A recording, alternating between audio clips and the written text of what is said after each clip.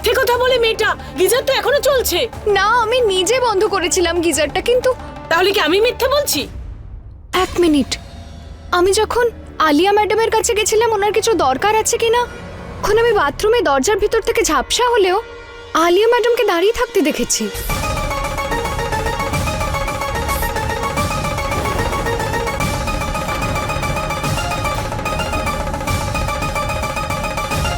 কি?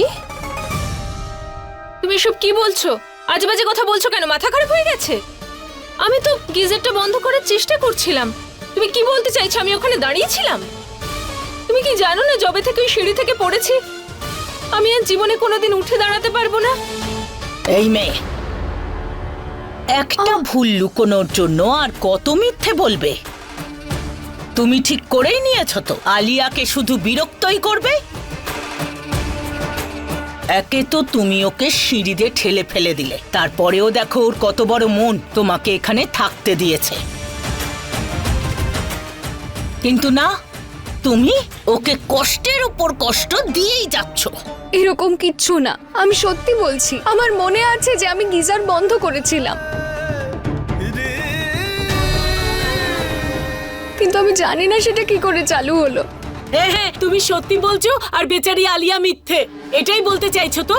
আরে যে মেয়েটা নিজের পায়ে দাঁড়াতেই পারে না, সে মেয়েটা গিয়ে কিনা গিজার অন করে দেবে?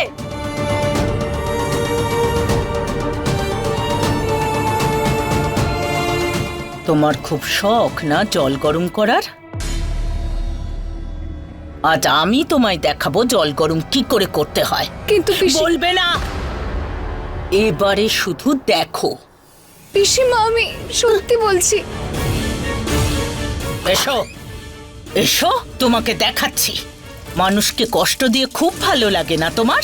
এবার তোমায় দেখাবো পুড়ে গেলে কতটা কষ্ট হয়। এসো।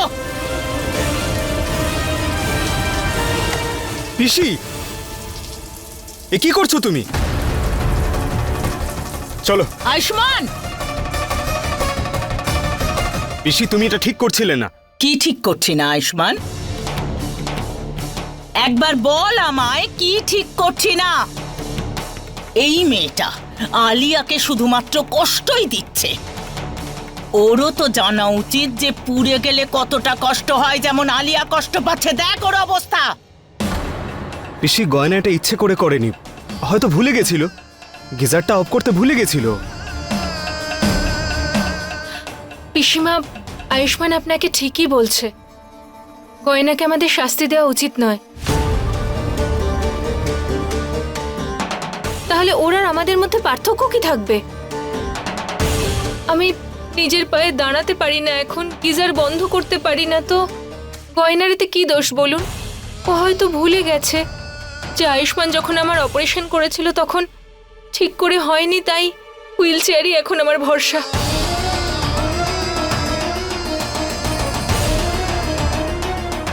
আলিয়া ম্যাডাম, এরকম বলবেন না। আপনি না দুর্বল না অসমর্থক। ডাক্তারবাবু আপনাকে সুস্থ করে দেবেন। আমার সম্পূর্ণ বিশ্বাস আছে ডাক্তারবাবুর ওপর আর ভোলানাথের ওপর।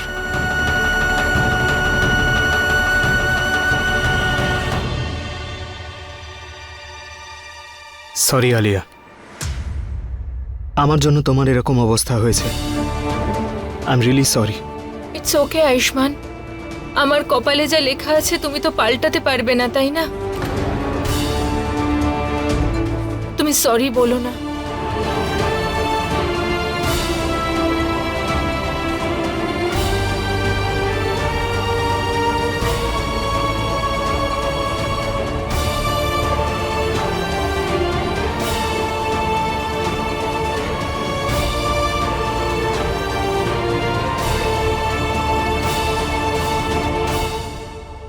চল মা, তোর জামা কাপড় একদম ভিজে গেছে, আমি তোকে চেঞ্জ করতে সাহায্য করছি। হ্যাঁ, আপনি ছেড়ে দিন, আমি করে দিচ্ছি।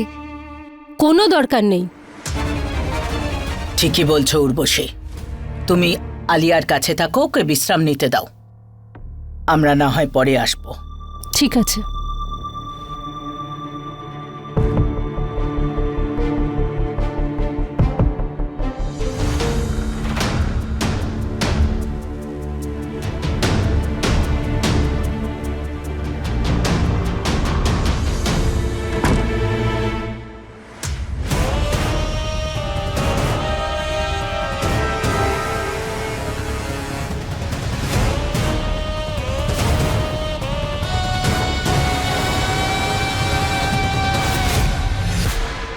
কানে শুনে মিথ্যে হতে পারে, কিন্তু চোখে দেখা কি করে মিথ্যে হয়? আমার গিয়ে দেখা দরকার যে ওটা সত্যি ছিল নাকি আমার ভ্রম।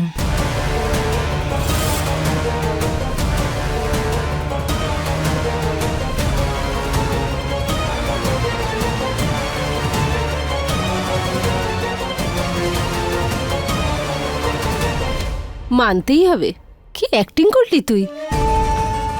ভিলেনের মতো কাজ করেও সবার চোখে তুই হিরোইন হয়ে গেলি।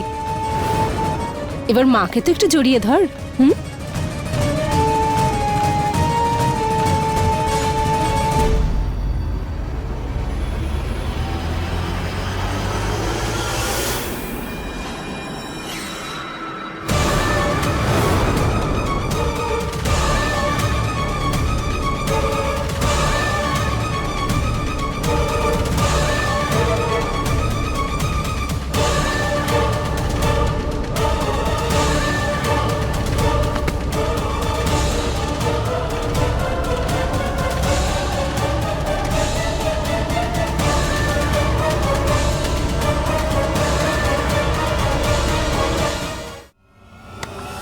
এই মেয়ে, একটু কাজে মন দেওয়ার চেষ্টা করো।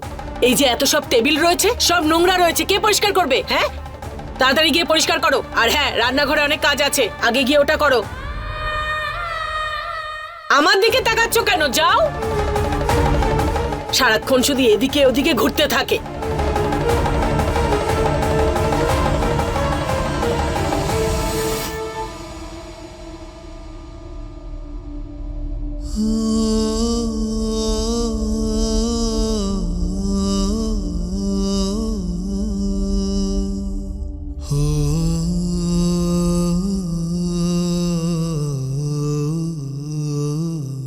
খাবার এনেছি আপনার জন্য।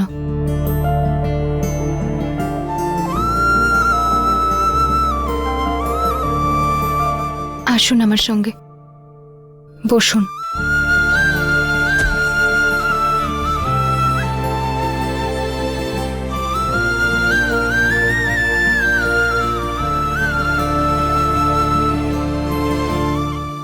আমার মুড নেই।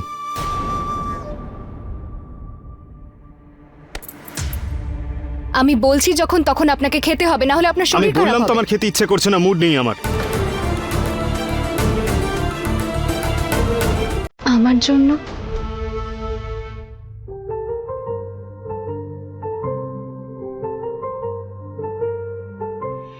कैसे बहे गंगा सूरज के आंगन में, कैसे खिले धूप बरखा सावन में, कैसे मिले आसमां जमीन से,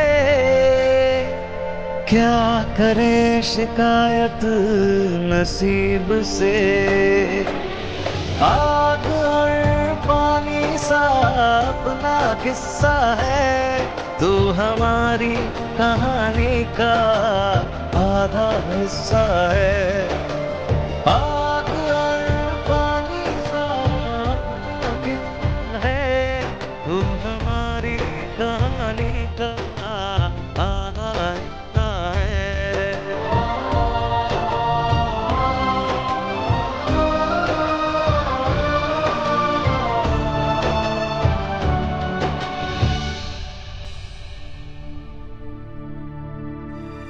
আমার মন কিছুতেই মানছে না যে আমার থেকে এত বড় ভুল হয়েছে।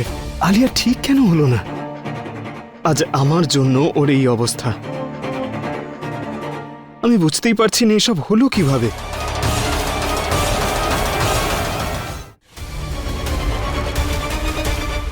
কেউই কোনো কিছু বুঝতে পারবে না, কিন্তু আমি সব কিছু বুঝে গেছিলাম যখন আমি আয়ুষ্মান আর গয়নাকে জোর করে বিয়ে হওয়ার ব্যাপারে কথা বলতে শুনছিলাম।